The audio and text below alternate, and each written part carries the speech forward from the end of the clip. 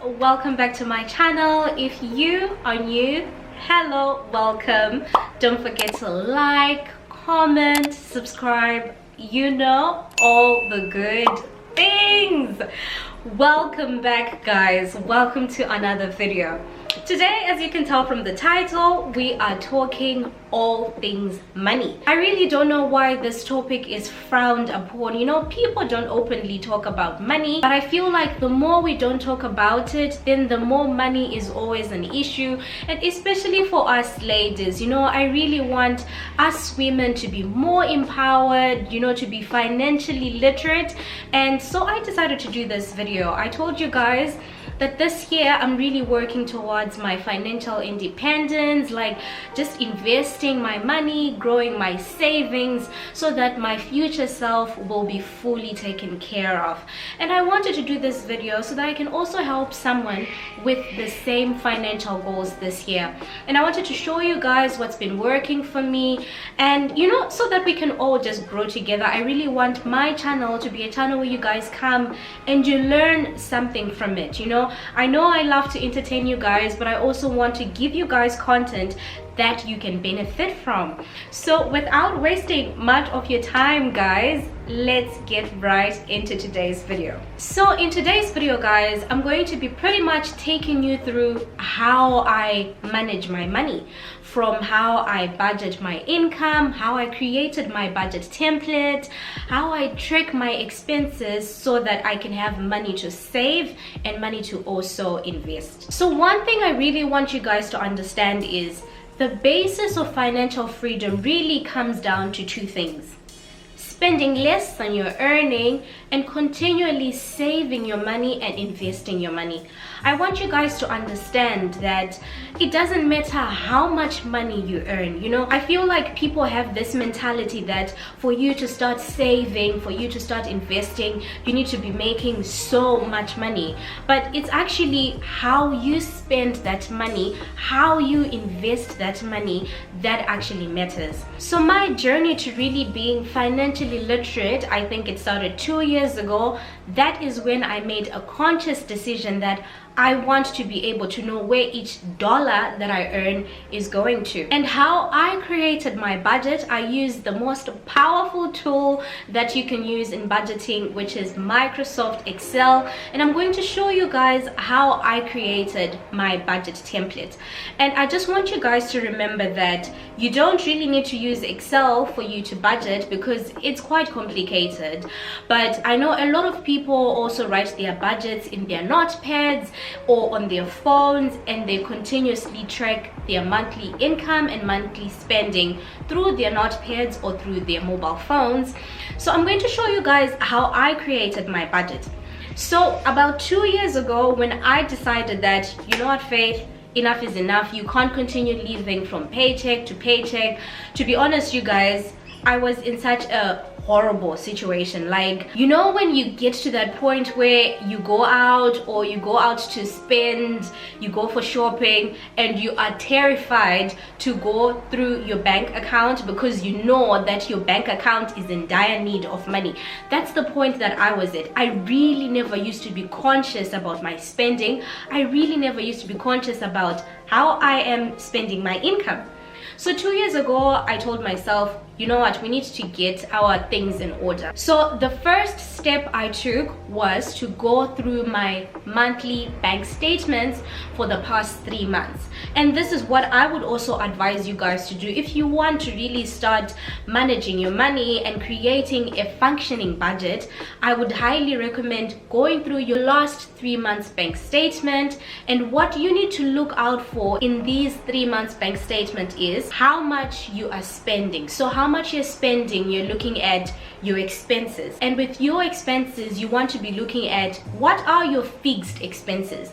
And when we say fixed expenses, these are monthly recurring expenses, things like rent, mobile phone, internet. You want to take note of your fixed recurring expenses, and you also want to take note of your variable expenses. How much money are you spending on going out?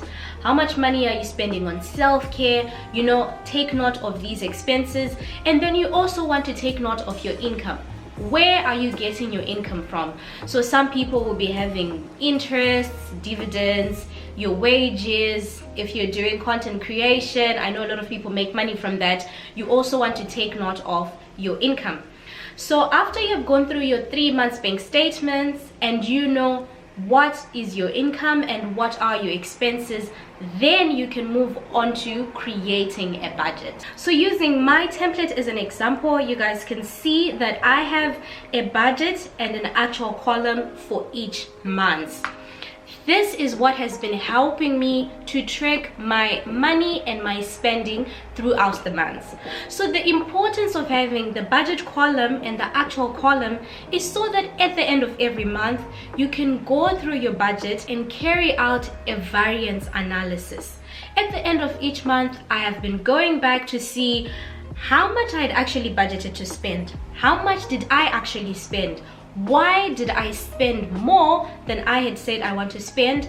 Or how did I end up spending less than what was on my budget? What helped me to actually cut down on my expenses? So this monthly activity is what will help you to actually save your money and to actually grow your savings portfolio, because each month you are tracking what did you actually said you want to spend, what did you actually spend, why did you spend more, or why did you spend less?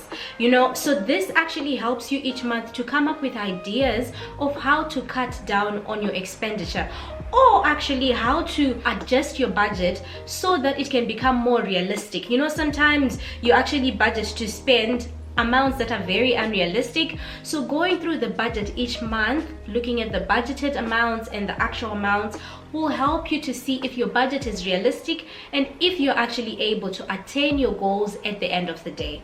So my budget starts off with my income, and I only have one stream of fixed income that I get, which is my wage from my employer. But with other people, I know this is where you'd be adding income from your side hustles and any amounts that you get paid that come into your bank account. And I've also added bank interest and any refunds that I get once a year from the ATO if I'm actually getting a refund that year. So that's what I have put as my income. And then moving on through the template, I've actually divided my budget template into specific categories. So I have home expenses, car expenses, daily expenses. So you guys will see how I've actually done it. So home expenses, that is like if I'm planning on buying any furniture, any equipment for the house, any repairs and maintenance, any improvements. And car expenses, all the car expenses, car wash, car parking, car repairs. I also have my health expenses, which are any medication, any vitamins that I buy for myself. And then under daily living, that's where I have food and groceries, takeaways, laundry.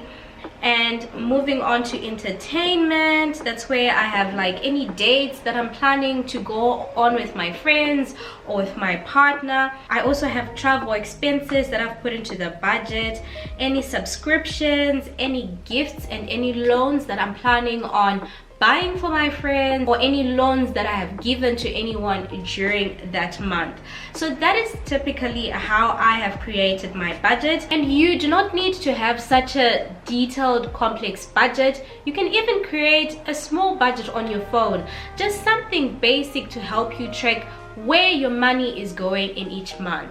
So after you've created your budget, we move on to how to actually stay on track with that budget. It's one thing to write down that I want to spend such and such on this, I want to have this much income, but it's another to actually stay on track with that budget. So how I've been staying on track with my budget is I have created 5 different bank accounts that help me to track my spending. So how I've actually done this is my first account is what I call my cash hub. So in this cash hub, this is where all my income comes into, where all my bank interest and my wages come into. And it's from this account that all the other accounts get transfers from. So as I have mentioned, the first account is what I call my cash hub. The second account is my daily spending account. So in this daily spending account, from my budget that I've created, because now I'll be knowing the total expenses that I have in each month, I transfer each month the total amount that I have designated for my expenses into this account. This really helps me to not overspend, guys, because I will be seeing each and every day the balance in that spending account. And if I do not have money, I never transfer any more money into that account, because that is how I've been keeping myself accountable. That spending account is the only account that I've been using for any daily expenses that I have. And if that account does not have money, it never gets a transfer, and it's really been helping me, guys. If I have $2 in that account and my friends say let's go out, I can't go out because I actually do not have any money. I've really developed this habit of do not spend money that you don't have. If my spending account does not have any money, I do not take any money from my savings account. My third account that I've created with my bank is my short-term savings account. So this short-term savings account, this is where I put all my money for things that I intend to spend on in the short term. For example, if I am planning on going on a trip at the end of the year, or if I want to buy a big purchase, let's say I want to buy a drone for my YouTube channel, which I'm actually saving towards, or if I want to buy a big birthday gift for someone, this is where all that money goes into. And then my fourth account is my savings account, my long-term savings account. And this account is actually with a separate bank, which is with Westpac, because they have high interest rates. So my Westpac account is the account that I use for my long-term savings, so that my savings can generate high interest for me. And I highly recommend you guys, if you are under 30 and you're in Australia, I highly recommend banking with Westpac, because they have literally the highest interest rate on savings account. So that is what my fourth account is meant for. Any amounts that go into my savings account never come out, and I really have been trying for the last 2 years to stick to this rule. Any amount that I put into my Westpac does not come out. So my last account, which is my fifth account, is my investing account. And this investing account is where I put all the money that I intend on growing my share portfolio with. So I will talk more about investing and, you know, the tricks and trades of buying shares if you guys are interested in a separate video. But my investing account is the account that I put all the money that I'm actually saving towards buying more shares. So splitting your money into separate cash accounts really helps you in tracking your money and knowing exactly where each amount is spent on. This really has been helping me, you guys, because I used to just have one bank account where everything used to be taken from. And to be honest, I used to get to the end of the month and sometimes I won't even be having money to pay for my phone bill, because I would not have designated a separate account where that money just comes out from. And this takes me to the next important point. You need to set up direct debits for your fixed expenses. So setting up direct debits for your fixed expenses, guys, always ensures that that money is set aside and that money will come out of your account at a specific date. There's nothing that's as horrible as coming to the end of the month and realizing that you do not have money for rent, or you have not paid for your mobile phone, or you have not paid for your internet. So I highly advise you guys to set up direct debits, as this helps for you to keep on track of your expenses. I've also set up a direct debit each month for my savings account. So each month my savings account will automatically take money from the cash hub. As I would have budgeted to save a specific amount of money each month, I created an automated direct debit in my savings account so that it takes that specific amount each month. This really has helped me to grow my savings, because I don't actually need to think about, oh, I need to put in money into my savings. My savings account automatically takes money from my cash hub, and this has helped me to grow my savings each month. Same with my investing account. If I have budgeted each quarter, let's say every 3 months I want to buy shares that are worth $2,000, my investing account will automatically take a specific amount of money from my cash hub, so that at the end of those 3 months I have that money that I've budgeted to spend on buying shares or making any investments. So setting up automated direct debits really helps you to stay on track of saving, investing, and how much you're spending on your various expenses each month. But that's it from me, you guys. I really hope you enjoyed this video. I really hope I've helped someone who also wants to start budgeting their money, tracking their money, investing their money. You know, I'm not a financial advisor. I'm also just a regular girl who's trying to make sure that she's financially secure and working towards her own financial freedom. I really hope you guys enjoyed the video. I can't wait to hear back from you guys in the comment section.